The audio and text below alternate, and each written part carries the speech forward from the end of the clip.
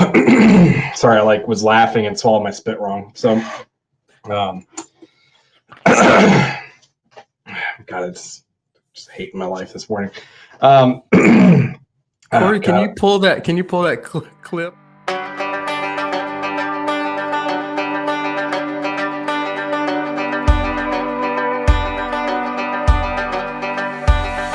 Hey everyone, and welcome back to the Met City Soccer Show. I'm one of your hosts, David Gusler, and I'm here with the best kit Charlotte FC has ever had, wearing Matt Swift.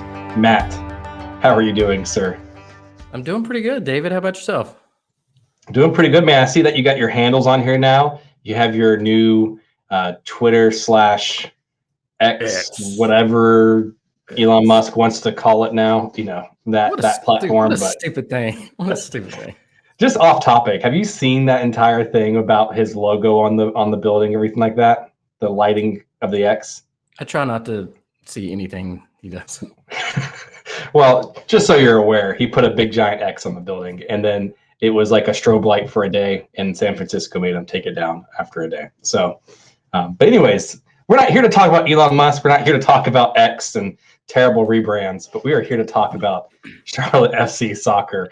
And Matt, we actually finally won a game. We're here on the show, and it's been since May since we've been able to talk together after Charlotte was able to win a game. And it was a good one, Swift, I thought. I mean, Charlotte FC played their second game in the League's Cup and beat Necaxa 4-1. And it was, it should have been a clean sheet, but it was definitely a rout, I feel. From Charlotte FC's perspective. So, Swift, I know you were at the game. What'd you think? I think I saw you in the vault, right? Mm-hmm. Yeah, I had one of the best nights I've had at the stadium, honestly, through LLS, and big shout out to Joe LeBou and Charlotte FC. I was able to take Liam Flynn and his family. Aiden is his brother, and got to hang out with them down in the vault. Had a lot of fun with them. It was a great night to do so. Lots of goals, lots of fun. And then, afterwards, a lot of players came over and said, hey to Liam. And if you don't know, Liam is a cancer survivor, and he was actually an honoree at Light the Night last year for those who came out and did that with us. So it was very cool to see. They are a lot of fun to hang out with. And I'm like, I need to hang out with these guys more. So a lot of fun. Saw Chico down there, Chris Harmon, Top Ben was down there, so the kids got to see a lot of folks that they like. So it was a really cool experience. Yeah, Sean's a great guy. He was one of the ones that was part of MCC really early on and helped us set up the One Blood blood drive that we did as chapters.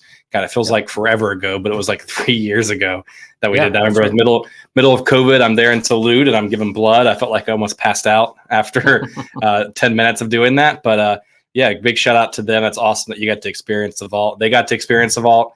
Got to see different players. Did you see anybody after the game, or did you get the chance to see players afterwards?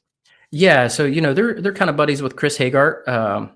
And so he came over a couple of times and said, hey. Brant Bronico came over and said, hey. Ashley Westwood, who literally might be the nicest person I think I've ever met. So he stopped by. Justin Miram stopped by. Liam racked up with photos and autographs, and it was really, really funny. And I hope she doesn't mind me telling this. Their mom, kind of was like, hey, when Kalina comes by, can I get my photo with Kalina? And I was like, absolutely.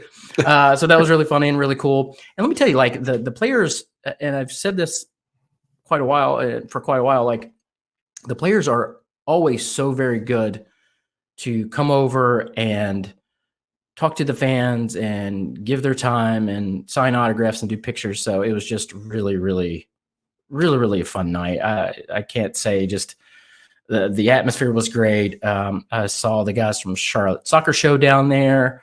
I think a couple of, let's see who all else. I think I saw so many people down there. I'm losing track of it. So yeah, it was great. Awesome, man. So did you get a chance to actually take any selfies with anybody? Who was your favorite player that you got to see? I know you said Ashley Westwood was nice, Brant, Chris Hagart, Kalina. Who'd you see post game or pregame that you liked? So one of the funny things I actually got to do is Jalen Lindsey was coming through, and he looks at me, and I just yell at him, and I was like, "Play Jalen Lindsey every fucking game," and he just starts dying laughing. And I've been wanting to say that to him, and especially after this game, we'll talk about in a second. But he was phenomenal. So it was a good night for him, and I think the fans needed it, the players needed it. I think the front office probably needed it. So it was just a good overall night. I just have to laugh because with Jalen's like the only player on the team I feel that tucks his jersey in to his shorts. I love that because that's what we were required to do when I played way back in the day, was tuck your shirt in, make sure your socks are rubber banded and stayed up, everything like that. And I even loved it after the post game locker room. Jalen's still in a tucked in jersey in the post game photo. So I love it so much. So I'm glad he got to play. I'm glad that you brought that good jinx forward for us. And we're still undefeated with Nathan Byrne and Jalen Lindsey starting at left and right back. So it's a good feeling. Yeah, absolutely. So it's good to see, and I hope hopefully we'll see it again. Awesome. Well, let's get into the game a little bit. Let's have some fun and talk through what is going to feel good for once, that we're not talking about a draw or a loss. But Charlotte went up and against Necaxa this first time. It was the first time they've ever played a Liga MX team, or Liga MX, team for this. But I thought Charlotte played pretty well, especially in that first half. Now, there's a caveat there that we kind of got bailed out there in that first half, Swift, with the potential no goals twice for Necaxa. But what do you think about the lineup a little bit? I know, I was going to say, who cares, right? Like, for once, Lady Luck was on our side when it came to calls. But what did you think about the lineup? It seemed like it was a pretty similar lineup. We did have Melanda come back and start. You've had a few familiar faces there in the midfield again. You had Ashley Westwood, Brant Bronico, and you had Scott Arfield starting. But one thing that caught me off guard a little bit was our defensive line and who was the starter there at center back next to Melanda. So what do you think from that perspective, and what do you think of Privet's performance in this game? I mean, Privet has done really well to be called on again to play out of position and asked to do a certain task. Kudos to him. As a young player, sometimes you find yourself in certain systems and circumstances where you start playing a different position than you normally do, and that ends up being your position. So kudos to him. I thought he played really well. I thought he played well, the game before. I had one little, mishap, but those things happen to young players. So fantastic job by him. I thought he was really solid. Yeah, it's weird that some of our best center backs this season have been midfielders who are playing out of position in the center back position, which is, I don't know if it's a good thing or a bad thing. But I did have to give kudos to Christian Latanzio there, because it does seem like that's working out a little bit, just like Derek Jones there at center back at times. It's one of the position quote unquote changes that he's made that seems like it's working out now. The Brant Bronico at left back did not work out, but it is what it is at this point. But I thought Privet played pretty well. I thought Melanda played pretty well for coming back from an injury and getting some first team minutes there a little bit. But I want to get your thoughts on our friend of our show here a little bit. But Brant Bronico, what did you think about his game? It seemed like he was playing possessed there. He came and got the first goal for Charlotte FC in the beginning of this game. What did you think about his performance from this game? I think is one of his best games of the season. Brant gets an early goal, makes a great run, has a nice little chip. And it wasn't just the goal that I thought, made the night for him. He was 41 of 46 passing. He was 4 or 5 accurate long balls. He had 8 recoveries.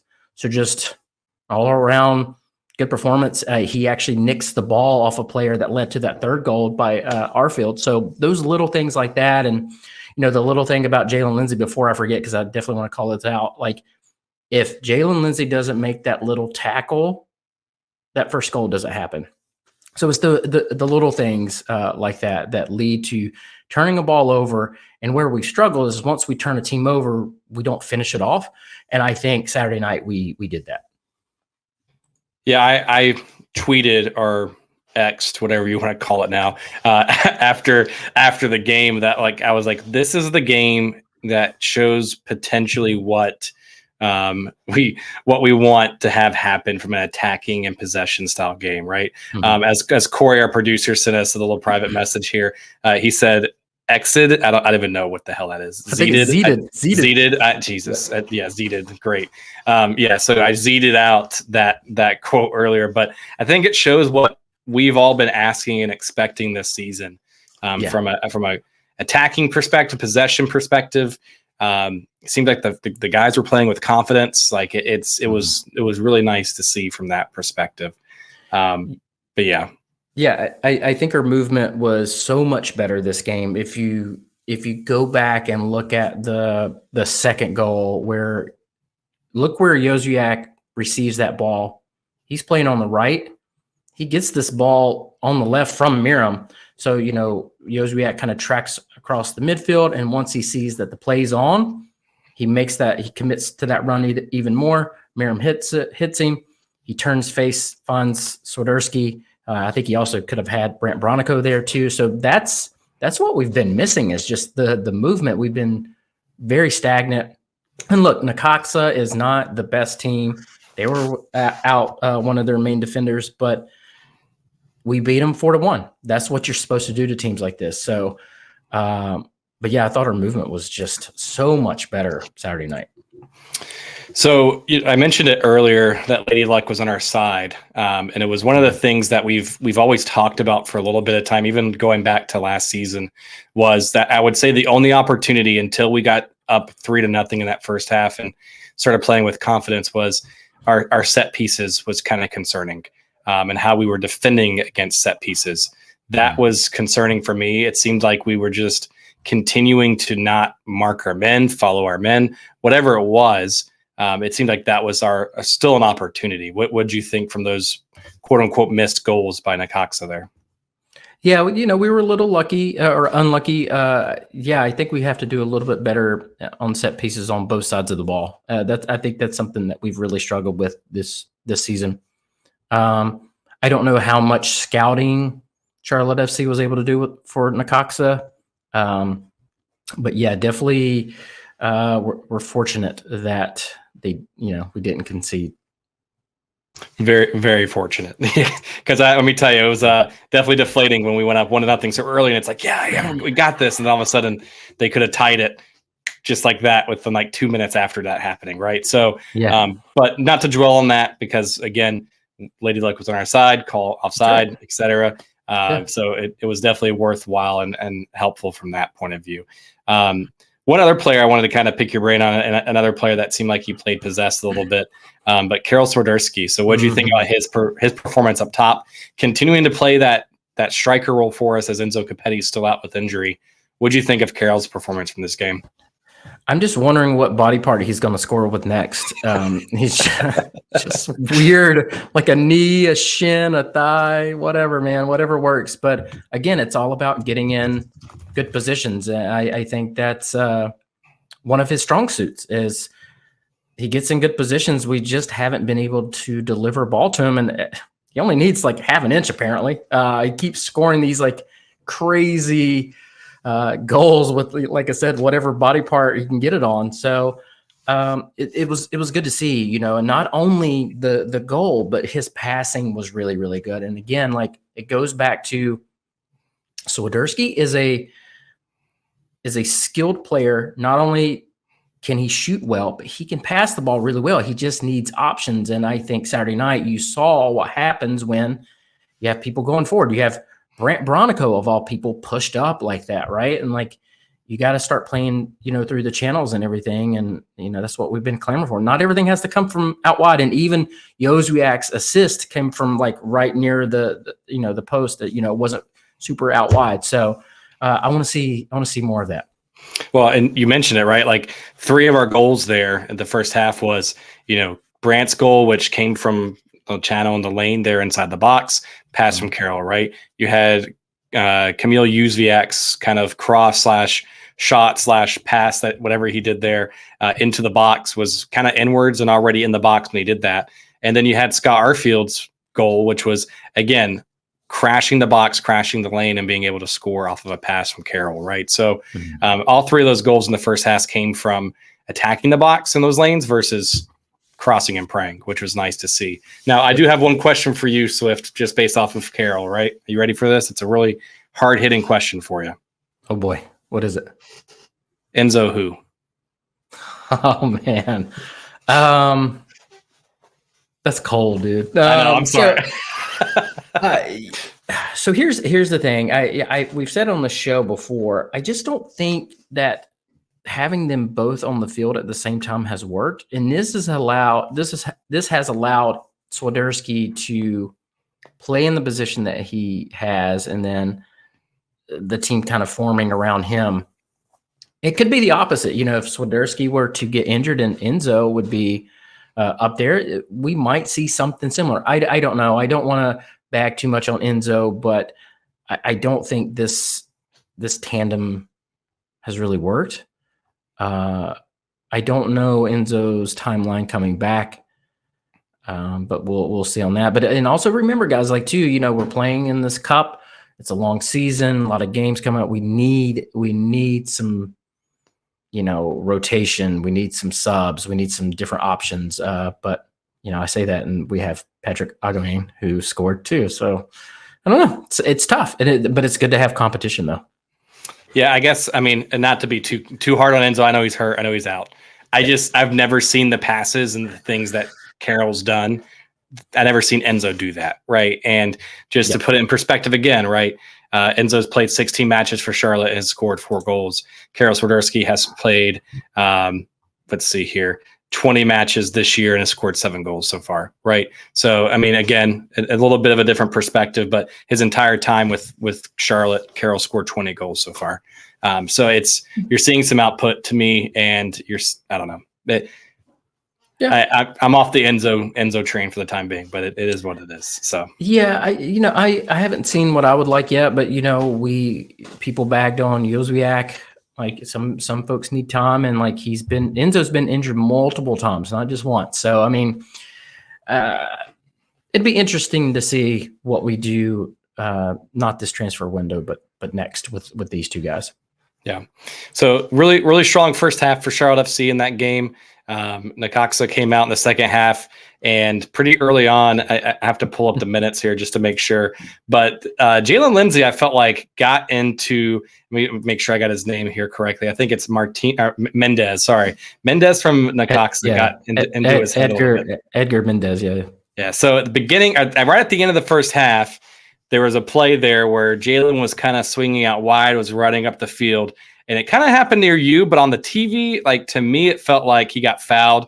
And then Edgar Mendez stands over Jalen Lindsay, says something to him, but there's no card or no foul called on that. So obviously, Jalen's done something to get in his head. And then the second half, Mendez got the ball, and Jalen was able to out-muscle him off the ball, tackled him very cleanly, honestly, just outplayed him. And all of a sudden, Mendez came back. I guess he was just pissed off and frustrated, and literally comes out and gets a straight red tackle. Was it against Carroll or was it against Scott? I can't remember who it was, but against Swiderski. Yeah. So Necaxa, again, second game for this Leagues Cup, is playing a man down again for the second time, back-to-back reds in regulation in the Leagues Cup. I think they're the first team to play and have 2 reds in 2 games for the Leagues Cup, but I don't know if that's a great record to hold right now. But we did out-foul Necaxa because that's what we do. I'm okay with having some physicality, man. But this game, I think it kind of hurt Necaxa a little bit with the physicality because they whined a little bit. But I think also we were able to out-muscle them. But yeah. Well, before we move on, it must be said that these teams from Mexico are not playing in Mexico. They're having to travel and stay on the road. They're just getting into their season.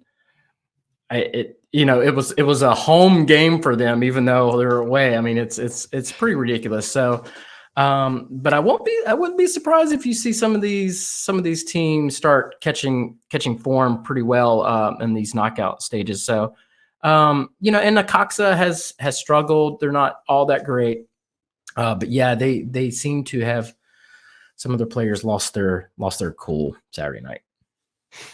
I hear you from the preseason for the Liga MX teams, but like you don't hear MLS really. Well, I mean, I'm sure you do hear it, but MLS doesn't really vouch too much when they have to play them in our preseason when we play in CONCACAF Champions Cup slash league, whatever it is. You definitely hear some of that from MLS teams, but yeah, you're absolutely right, and there is a trade off. But I think with this tournament, they need to maybe look at this again, and it is its first year, and yes, it's a bit of a money grab, but I think it's cool. And again, I've never seen Necaxa play, and I probably never would if we didn't have this tournament. So that's kind of a cool part of it. Yeah, and not to derail too much on this topic there, Swift, but I guess what would you do differently? Because it's not like I can't imagine MLS teams traveling to Mexico back and forth next year, right? It's not like you can get a neutral game site and expect a lot of fans to show up, because I will say, outside of the Charlotte match, a lot of the games I have watched, the attendance does seem kind of low in a lot of the games, especially when you look at Red Bull last night, you look at when we played Dallas, it seemed like attendance numbers aren't where they ideally want it to be. How do you fix that for next season? Because I can't imagine them being like, we're going to play in Mexico all games next year, and MLS teams having to stay there next year. I hope not. Well, when we did our soccer and coffee, Lee, who's our Englishman, or one of them, he mentioned, playing these games during the season, just like the FA Cup, in England, they play like 50 different tournaments in a year. So there's that option. You do run into game fatigue. How many tournaments are we going to get involved in? So that's an option. They can change the format. We'll talk about, hosting and neutral sites and everything too. I mean, there's a lot that needs to be fixed, I think, but you got to start somewhere. So, we'll just see kind of what they do after this tournament's wrapped up.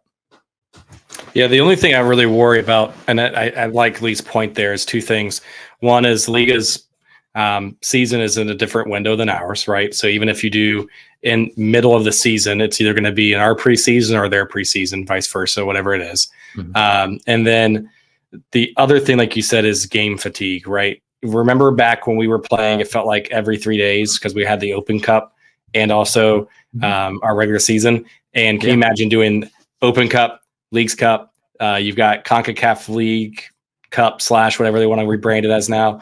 I think there's even another tournament that they're signing MLS up into in a year or two from now, right? So that's the only thing that worries me a little bit is the fatigue. They're going to have to do something with the roster rules or exactly. something. Yeah, that's a good point. That's a very good point, David. Yeah, the roster rules need to change. Maybe with Messi coming, that opens the door anyway. But you're 100% right. Something will have to give there because.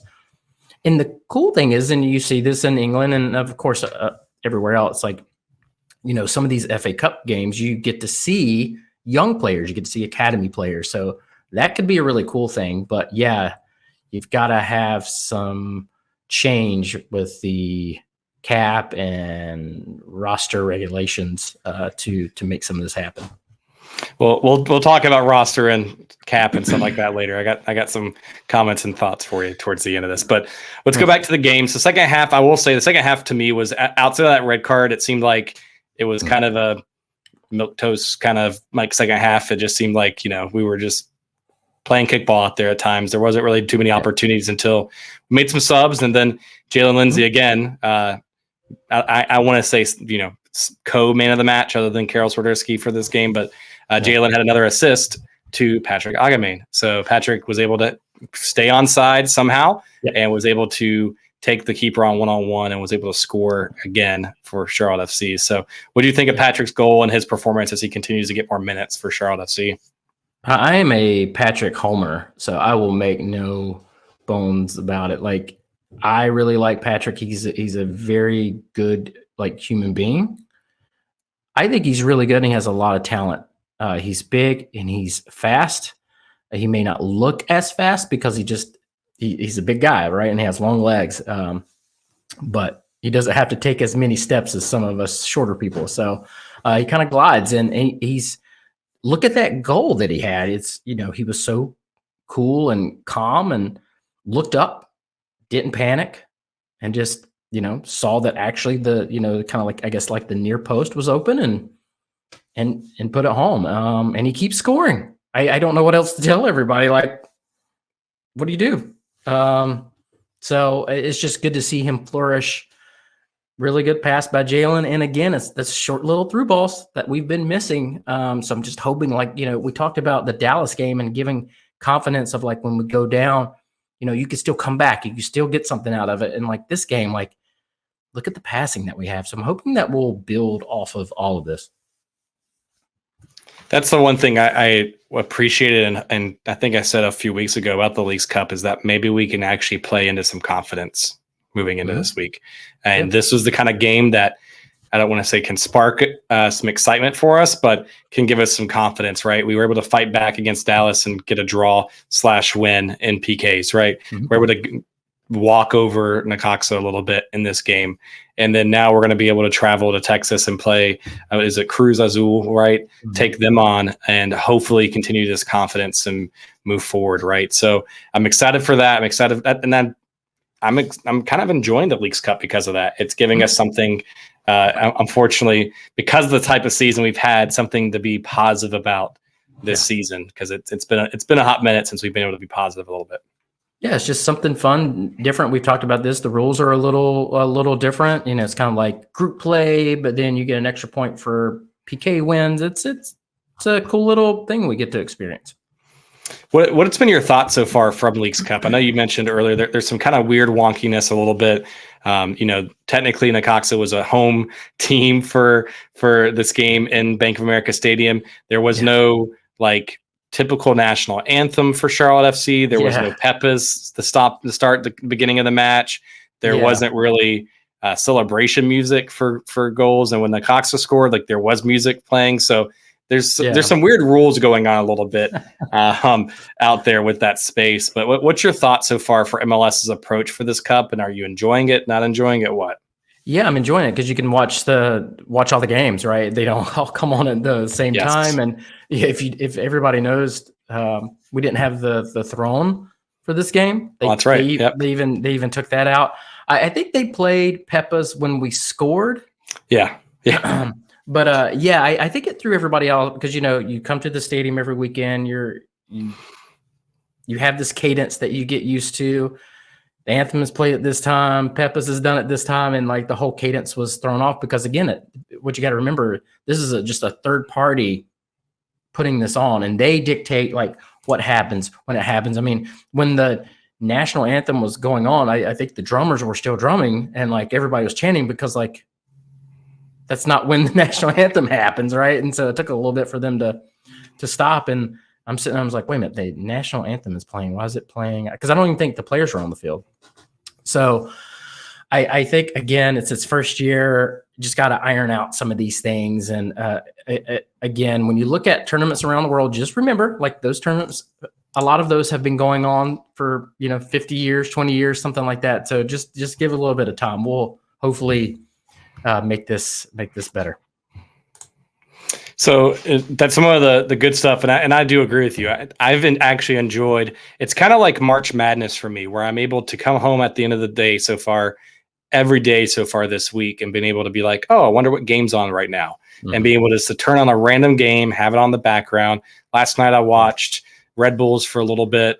To me that's better, and it helps me watch other teams versus MLS's current approach for Apple TV, where it's like, we're going to shove all the games on Saturday and it's all going to be between 7 and 10.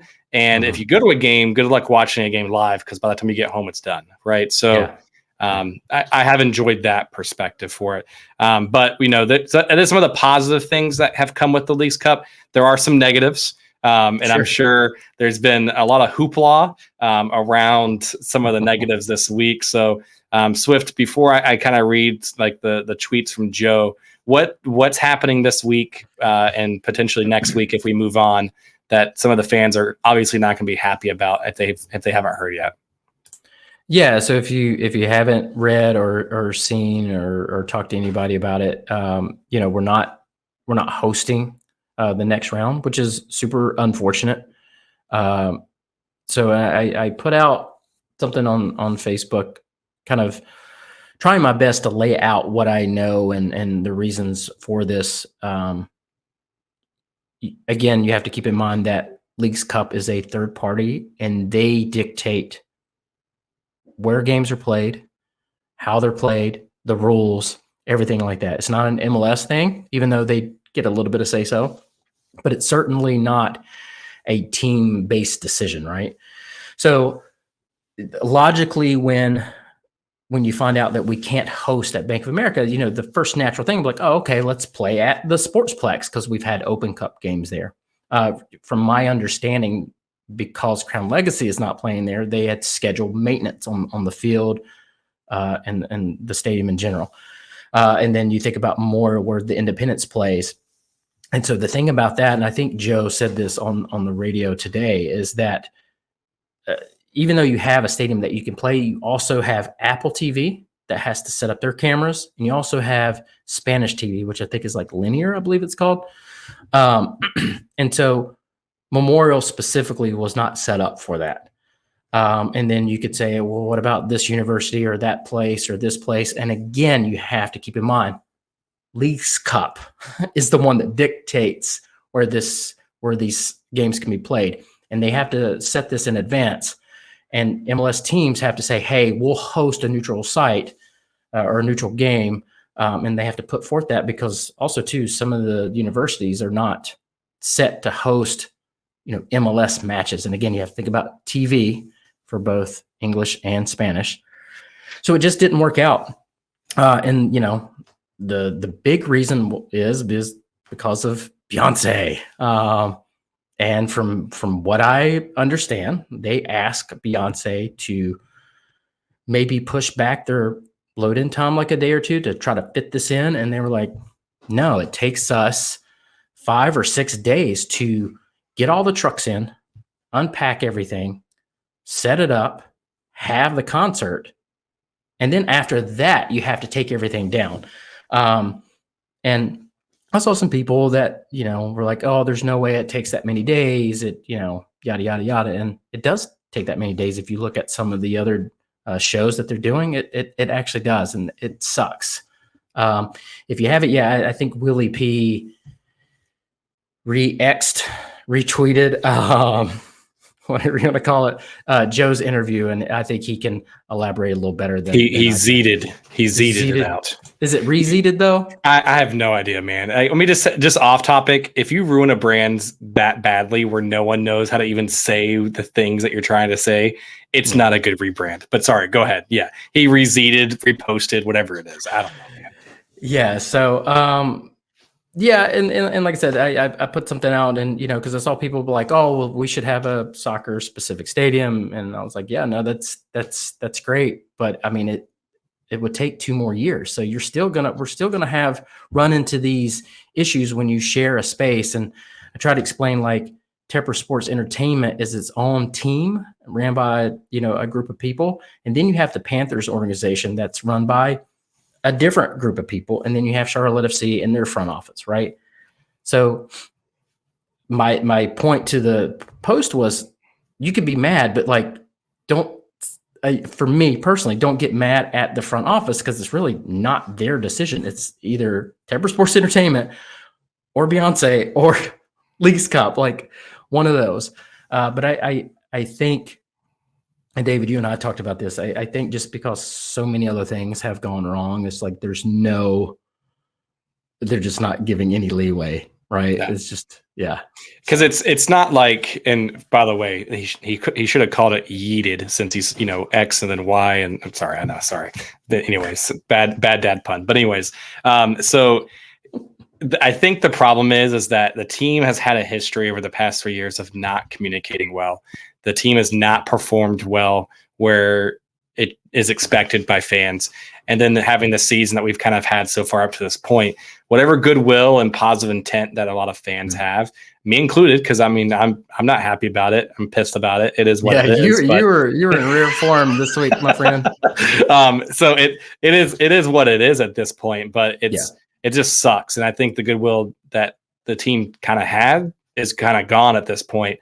And so people are just going to take it and just run with it with how they want. So I do just want to read what Joe kind of put out. So president of, Charlotte FC from Twitter. If you haven't got a chance to listen to Willie P's interview, also search him on Twitter, whatever. I don't care. You can search him on there and you can find the interview from WFNZ. So Joe said, first, thanks for the turnout and energy last night. Massive. Now for some context, a stadium event that has been planned for over a year created the unfortunate scheduling scenario. It's not as simple as, quote, move it or, quote, change the setup and timeline. Potential match windows for knockout rounds were shared well after the event was already in the books. Not a specific date, but a block. It's Murphy's Law. It happened to be the same week. Furthermore, we're not the only MLS club with building conflicts, I can assure you.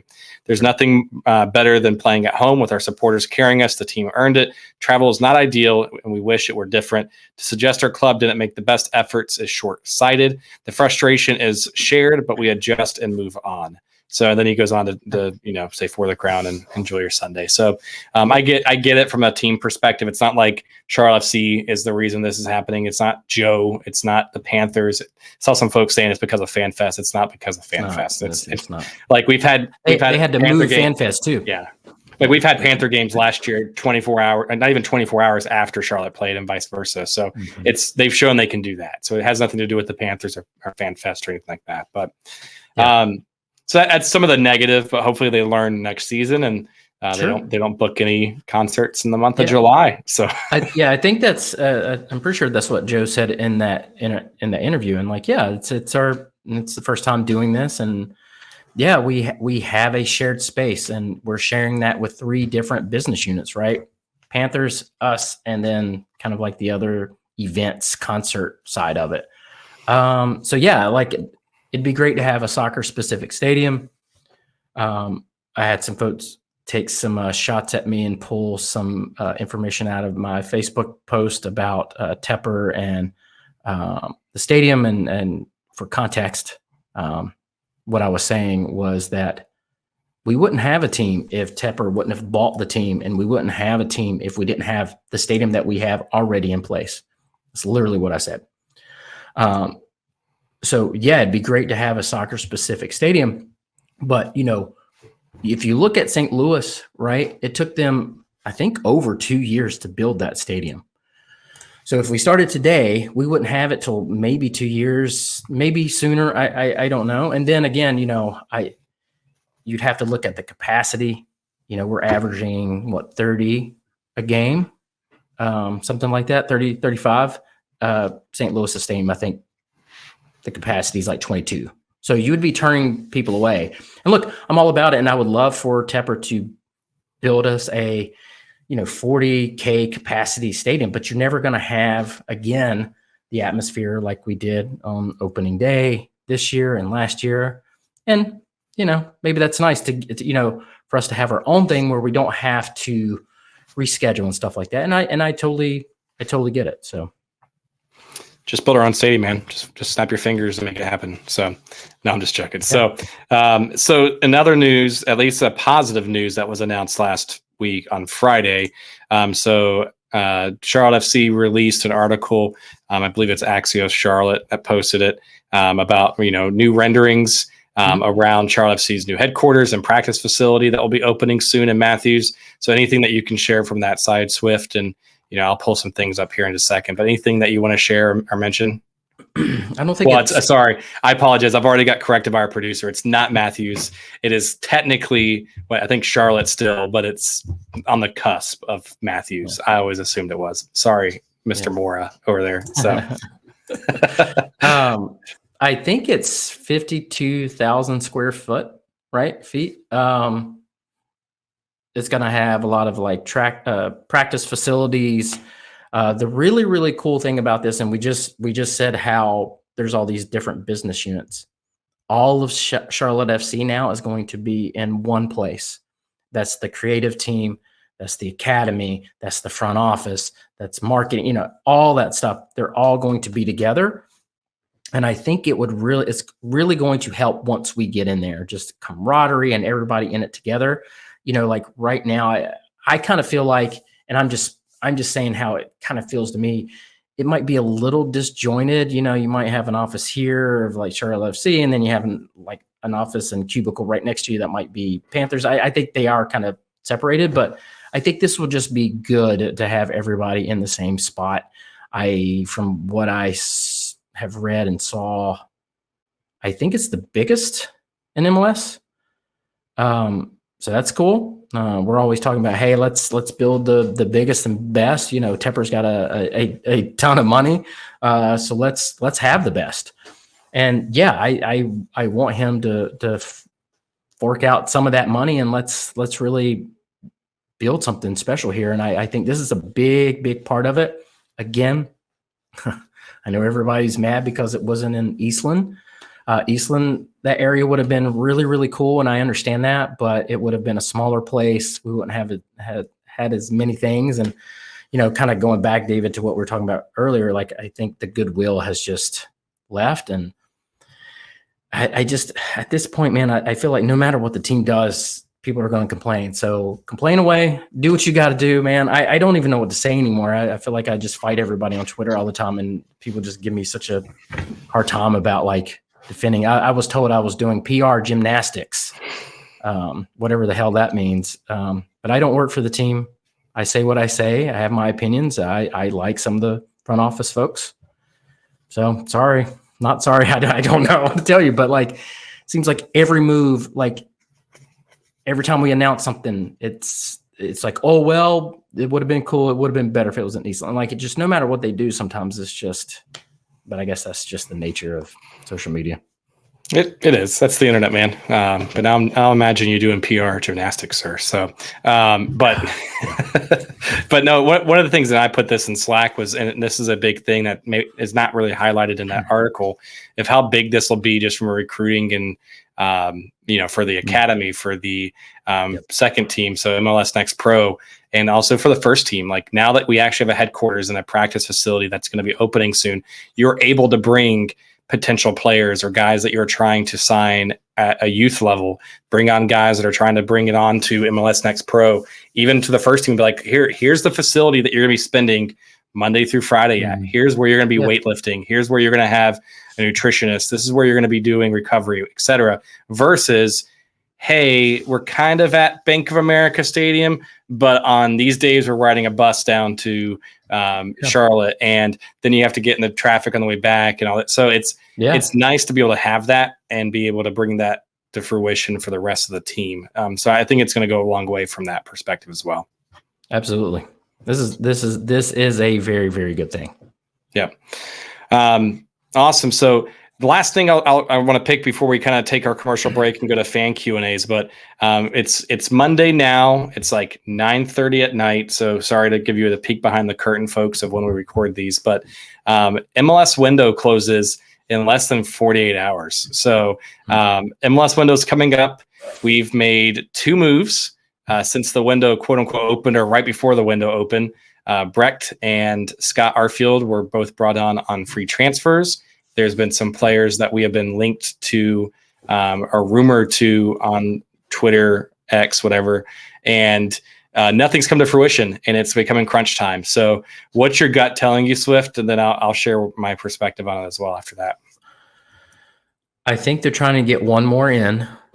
I said this on Soccer and Coffee. My gut tells me that they missed a target.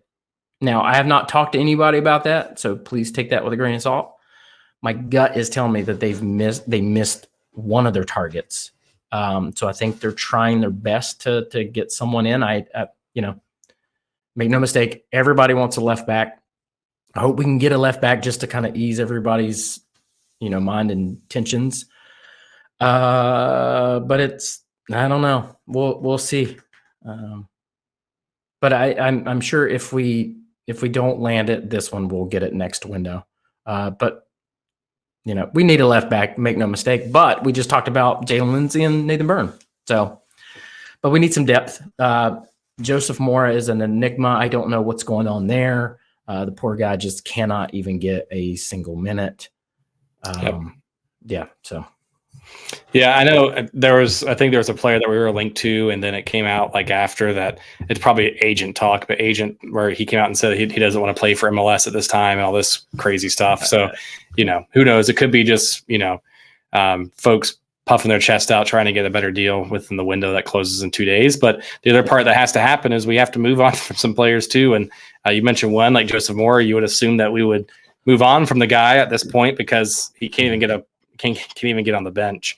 And then the other one's obviously Andre Shinashiki, still not been announced if he's been bought out, sold, transferred, whatever it is. So I know that was one of the ones that a lot of folks were looking for. I know since the last time we did a show, Nuno Santos has been officially sold as well. And he went on a transfer. So they got rid of one player so far. They still need to make some other moves potentially, I think, before they bring anybody else on at this point, correct? Possibly. I don't know exactly the roster situation and like the cap. I don't know if you necessarily have to move someone to get someone in. I think you probably would, I guess. But yeah, and guys, like this window may be disappointing, but I think there's going to be some pretty drastic changes in the season all around, I think. So we'll see. Yeah. I know that's what I know I was going to share what my thoughts were. I know I'll be fairly disappointed if that's our transfer this window is 2 free transfers. To me, that's not a lot of moves. I know we've talked offline about it, but what my gut tells me too, though, is that you've had a coach come out and say, I've given the team 3 players or 3 types of players that I'm looking for. And if you bring on 2 midfielders from a free transfer, I highly doubt Christian Latanzio said, I need 3 midfielders. And so it very well could be. I don't know. Yeah. Well, there's a couple things. Will Latanzio be the coach at the end of the season? And that's what I was getting to, right? Is that I think this also signals that the team's just going to kind of run with what we got and bring on what they feel is best for the long-term interests of the team versus what will save the coach right now. So that to me is what that's signaling. But I could be reading between the tea leaves there. And look at this too. We lead the league in goals conceded. And our defense has been a problem, but a lot of that stems from the midfield. It does. So everybody's like, oh, we're signing another midfielder. But that's where a lot of these issues are happening. So, and we've talked about getting upgrades. We've said that a million times on the show. So you get Ashley Westwood, you get Arfield, you get Brecht. He's coming in, right? So we're trying to change the midfield. Yes, we need a left back, but we said this on Soccer and Coffee. You got to get the right person, not just a body, because we went out and got a body to play center back, and that has just not worked. So I want to get the right person. I don't want to get a person. So yes, I will be disappointed that we don't get a left back, but also too, like I want to see what happens when we get Brecht in here. We have some more depth, and then we're not giving the ball away so much in the midfield and directly putting our defenders in under pressure. Will that help? Maybe. And then in the offseason, that's when we kind of clean house a little bit and move some folks on. And one of those may be a DP, right? And we change the roster. So I don't know. Yeah, but hey, who knows? We might get another person in here next. Another midfielder that is over the age of 30 will just drive the internet wild. Hey, Arfield scored. I think Westwood's done great. We'll see what Brecht does, but yeah, don't hate too much. I mean, the thing is, like, people love to make fun of this team. It's just okay, man. That's how you want to live your life every day. That's great. This is supposed to be fun. This is supposed to be fun. I don't know, and like some of the stuff you just can't control, man. You can't control like PSLs. You can't control that there's turf on the field. What you can do is voice your concerns. Don't cuss anybody out, because I guarantee you that's not how you're going to be heard. But like for me, like I try to have conversations with the people that make those decisions. I have a news flash for you. I'm not important enough for them to make change any of those things. But like sometimes people make fun of me when I say this. Hold on, Swift. You mean to tell me the Mint City Soccer Show is not powerful enough to make turf go away? Damn it. I tried Saturday to no avail. But like people make fun of me of like saying, "Oh, we should appreciate what we have and then, have fun." And I'm like, it's the internet, man. Just ignore it. It's just appalling to me. Like you don't have to like everything.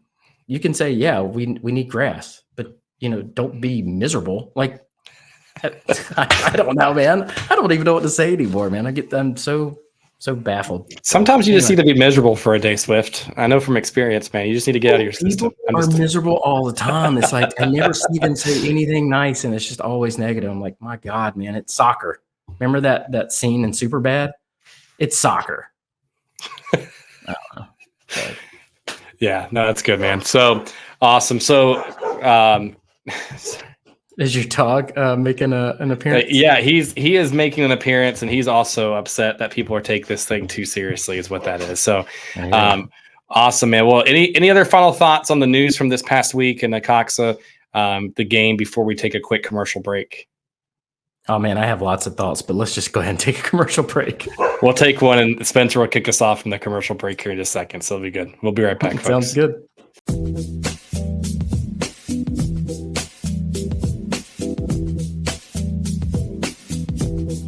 Welcome back, everyone. We are proud to be presented by our sponsor, Renegade GK.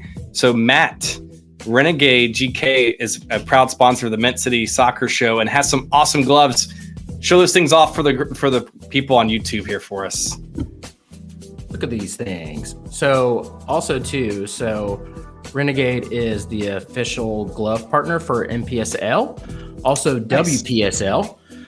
They have a 30-day money back guarantee, and kind of a fun fact that I haven't told anybody on this show yet. So when I first talked to Renegade Goalkeeping about sponsoring the show, I went on their website, and on their website is my nephew who plays goalkeeper or played goalkeeper at Leeds McRae. So he's been using Renegade gloves, and also too, Hope, his now fiance, was also featured on Renegade Goalkeeping on their website. Wow. They're still on there. They actually did a video together. And it's still up. So I thought that was kind of a neat thing. I can't believe I haven't mentioned that before. So yeah. It's awesome, man. Yeah. Well, we're always happy to have them and be a part of the show. Hopefully you guys give them some love and check them out on social media. Make sure you check them out on Instagram, Renegade GK. They're on Twitter as well. If you want to get featured on their feed, make sure you tag them and do hashtag Renegade GK. They post a bunch of goalie clips all the time. If you're a good goalkeeper, make sure you check them out, check out the gloves, and also tag them on social media. But we're happy to have them here as a sponsor here for the show.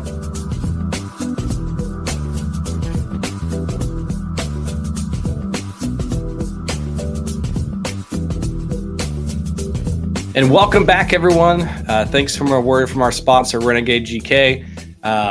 Swift, we're here to do the fan Q&A. It's been a little bit since we've done one of these, but you excited to dive into these? Let's do it. Awesome, man. So thanks again, everyone, for sending in the questions for future. Make sure you do, whenever we pre-record these, check us out on social media, Twitter, Instagram, X, whatever you want to call it now. Put your questions in there for us to get these on the air for you next time. So this first question comes from John. So any advice in weathering pro sports ups and downs? So Charlotte FC is my first, quote, big team fandom. So Swift, we were just talking about how great it is, how negative it is at times. So how do we weather the ups and downs as a sports fan? Well, first, that's really cool, John, and welcome to the family, for good or ill. No, what I would say is maybe don't get too high, don't get too low. Maybe stay off Facebook fan groups. Maybe just stay on Instagram or Threads. Don't get on X. I don't know. Don't get on X. That's the only thing I would say. Stay off of that. I mean, there's definitely people out there to follow that can help, but I just think it's one of those things, like, be critical and ask questions, but at the same time, like, try to do a little digging. before you call people names. I don't know. That'd be my. Just if you do call people names, do it from a faceless account that no one knows it's you. That's how you should do it, Swift. Don't subtweet or sub X or whatever. Sub yeet. That'd be good. So yeah. Anyways, we'll move on. But John, no, I agree with you. I mean, the biggest thing, man, just remember it's sports, it's fandom. That's why we are called fans. Like we're, the fanatics and this for a reason. And you're always gonna have highs and lows. You're never gonna be undefeated. You're always gonna have something bad happen. So just kind of roll with it and control what you can control. Yeah, have some fun. Yeah, exactly. So this next question comes from Terry. So good old Terry up in Boone for us here. So Terry says, how would Crown Legacy match up in a quote lower league North Carolina tournament? So like an imaginary league cup, but just for North Carolina. Who would dominate this fictional tournament? And would anyone threaten Appalachian FC hoisting the cup? The big Yeti up there having the cup in his mitts. What's your thoughts there, Swift? Oh man, we should make that happen. That sounds a lot of fun. Yeah. I don't know, man. Crown Legacy is pretty good. I love Appalachian FC. Let me just say that. That's my team. I love Boone. I love Terry. I love the Squatch Guard. Man, I think Crown Legacy could take him. I don't know. He's not going to like that very much, but I would love to see it, and we should make this a thing. There's a lot of good teams in North Carolina. Let's do it. We were just talking about the power that the Mint City Soccer Show has earlier in the show, Swift. While you can't get turf to be changed, you can't get Beyonce to move, but you know what we could possibly do is to get a North Carolina, the Old North State Cup going. So that'll be a lot of fun. So, dear Joe LeBou, why are you such a moron? Why are you such an idiot? Well, now he's never going to come on the show, Swift. Yeah, so why have you not already done this? I'm sure he'll respond. There we go. That'd be great. So, but really, really great question, Terry. I do agree. I think Crown Legacy would be a really tough opponent, but out of all the teams here in North Carolina, I think App would have a really good run up until the point that they played Crown Legacy. So, Plus they're my second favorite team in the state. Well, third, I guess, if you count Crown Legacy, but they're my go-to outside of the two Charlotte teams. Yeah, I agree. I love it. Awesome. So this next question comes from Matthew. So Matthew, and we may have touched on this a little bit earlier, Swift. Matthew wants to know, what's the likelihood that we sign a third player in this window, and specifically left back? So I know you touched on it a little bit earlier. What do you think the odds are? If you just had to give it a scale of 1 to 10, 10 being most likely it's going to happen, 1's definitely not going to happen. Where do you kind of rank us and rate us to have that happen? 4. A 4. Ooh, that's not good. I don't think it's quite 50-50. I give us like a 40% chance. I'm going to say 90% just to counteract you and make it happen. No, I hope it does. I'm pulling for the scouting team in the front office to pull this off and get somebody in here good. But we all know that 60% of the time it works every time. Almost every time. So yeah. So continuing on the transfer window conversation and question, this one comes from Eric. So Eric says, as the transfer window is closing, give your grades on each of Charlotte FC's individual transactions, both in and out, based on what you know or have seen from the players. And also, what's your overall grade for the window based on the team's needs going into this window? So what's your thoughts there, Swift? Yeah, I think our field is still TBA. I would give him C+, maybe a B. I just need to see more. I'm a tough grader though. Brecht, of course, we hadn't seen him play. I give an A for getting Nuno gone because that's tough, man, especially when things are kind of clouded in some controversy. So good there.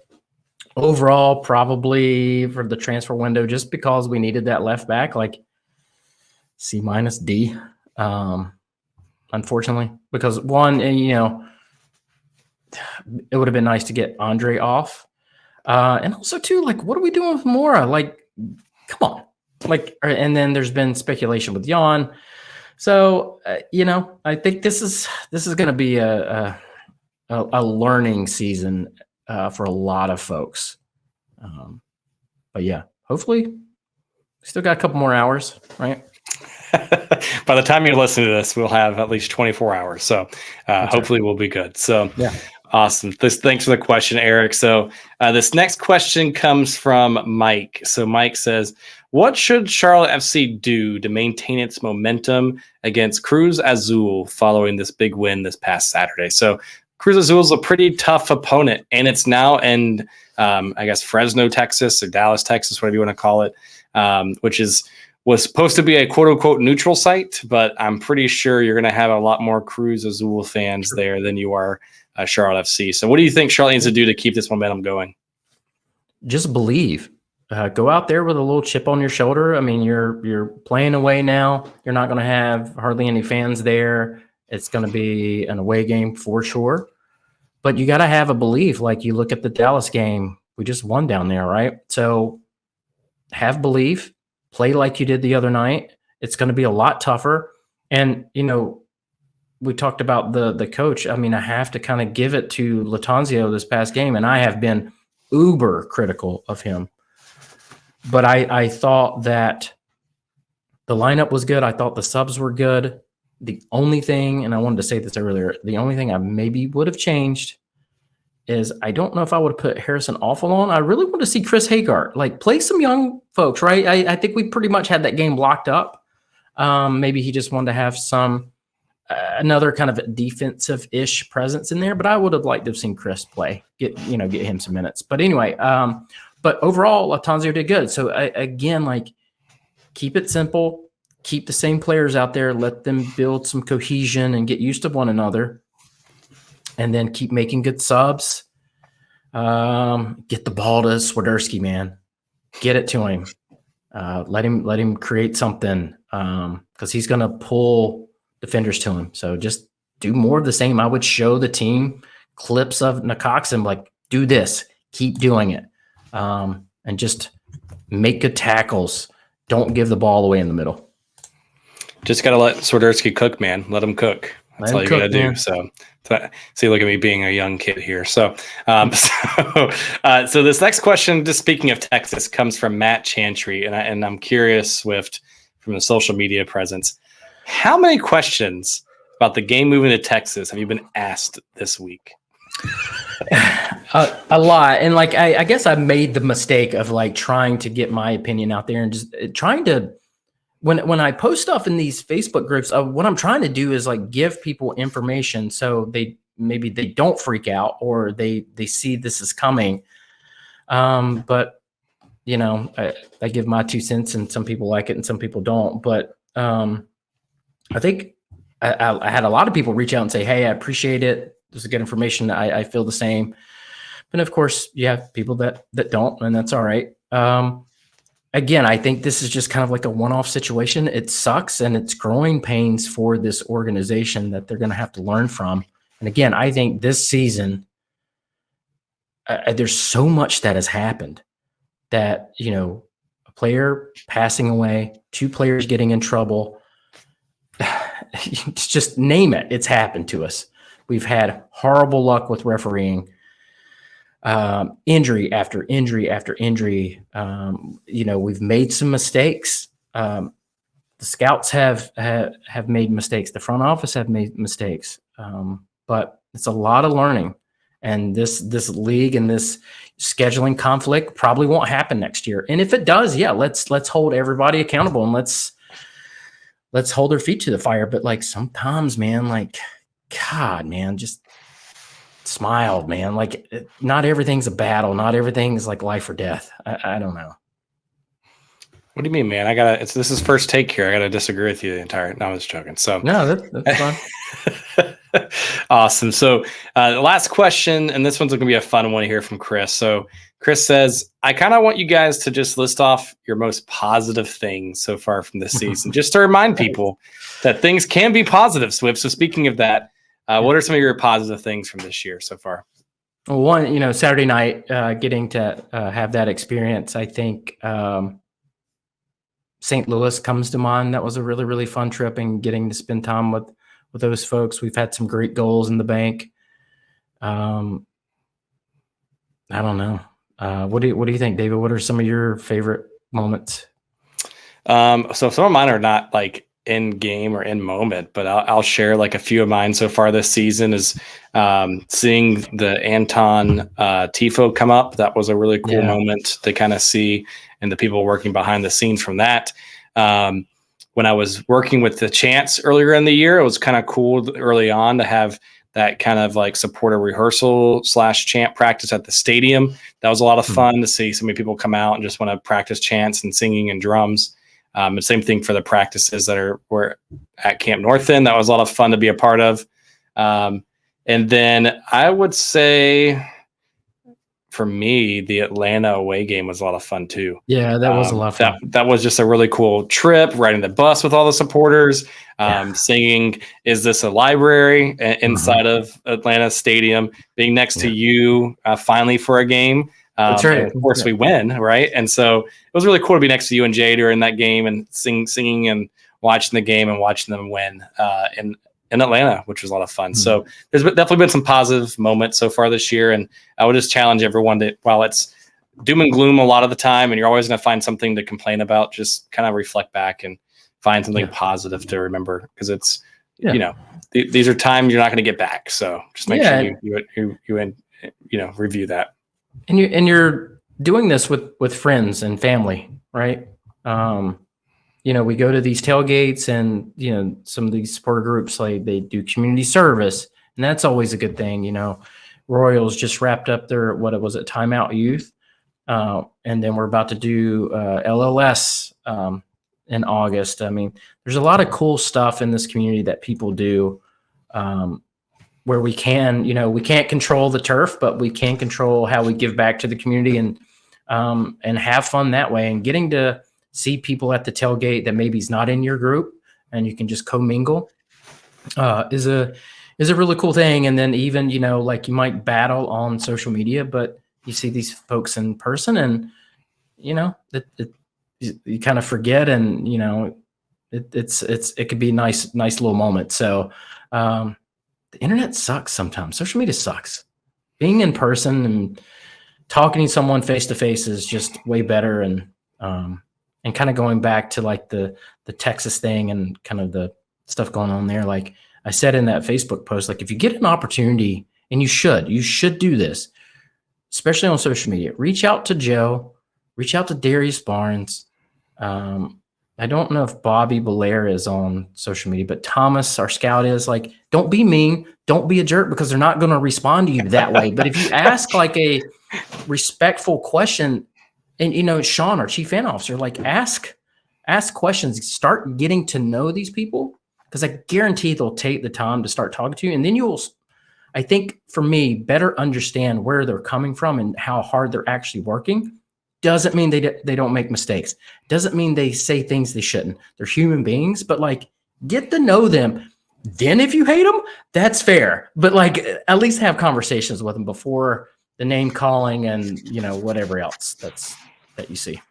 It's the internet, man. It's what happens on X. That's what happens. So what happens on X stays on X. So, So speaking of Joe, has he texted you back yet on the North Carolina Cup? Did he respond to you calling him stupid? Did he respond? I think he blocked me. Oh, so see, that's what happens when you get too close and you start calling him names. So, awesome. So really, really appreciate the questions, folks. And it's been a really fun episode, but Swift, just to kind of put you on the fire a little bit before Thursday, what do you think the score is going to be for Charlotte versus Cruz Azul? I think it's going to be a tough one. I think we can pull out a 2-1 victory. It's going to be really close, I think. But hey, by the way, on Soccer and Coffee, I did say we would win 4-0. You did. You did. You were so close. I was right for like 30 seconds, man. Like I was so pumped. I was telling everybody, I was like, hey, I said it's gonna be 4-0, and then immediately they score. I was like, never mind. Yep, they get that consolation goal, and they said, "Screw you, Matt Swift. We see you over there. We're not letting that happen." But so 2-1. I'm gonna say that we tie 1-1, and it goes to PKs, and then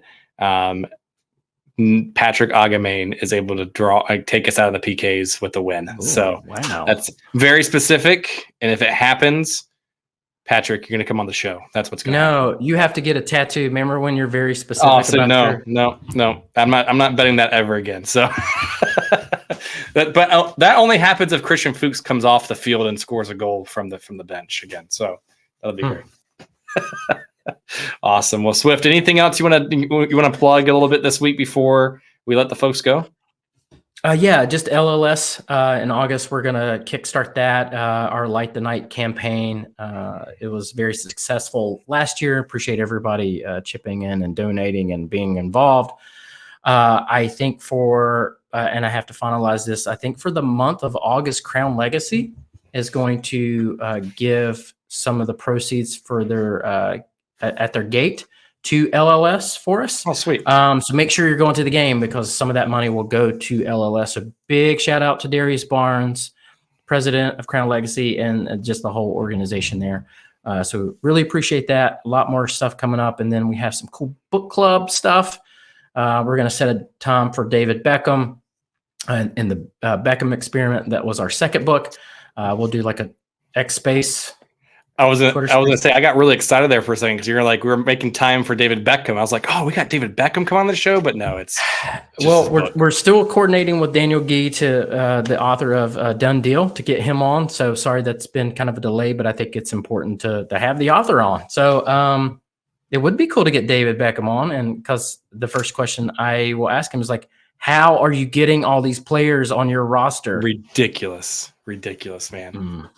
Oh, we know how they're doing it. It's just they already got in trouble and like had to like offload all these things. I mean, come on, man. Just wait until they put Messi on MLS Next Pro next year, just to hide the DP spot. I think what they're going to do is they're going to like blow all these rules out of the water, and at the end of the year, MLS is like, well, you broke all these rules. Let's just change them, and then nothing will happen to them. Yep. That, or they just break all the rules now, and they're like, yeah, maybe that wasn't such a good idea. So we're going to reel it back a little bit next year. So, but yeah, where no one else can do it. Correct. Yeah. Don't do that. But awesome, man. Well, thanks for tuning in, everyone. Make sure you do give us some ratings on wherever you listen to podcasts. Give us a review. Make sure you like and subscribe on YouTube. These are all going on video as soon as we drop the episode. So big shout out to Corey behind the scenes for putting this together. But make sure you like and subscribe, and you give us that thumbs up in every episode. That's right. And I know Aiden, he's listening. Aiden Flynn. He said he was going to listen to this, so you better be listening to this. Big shout out to him. Had fun with you at the vault this past weekend. So yeah. Awesome. Well, thanks everyone, and have a good rest of the week. All right. See you guys.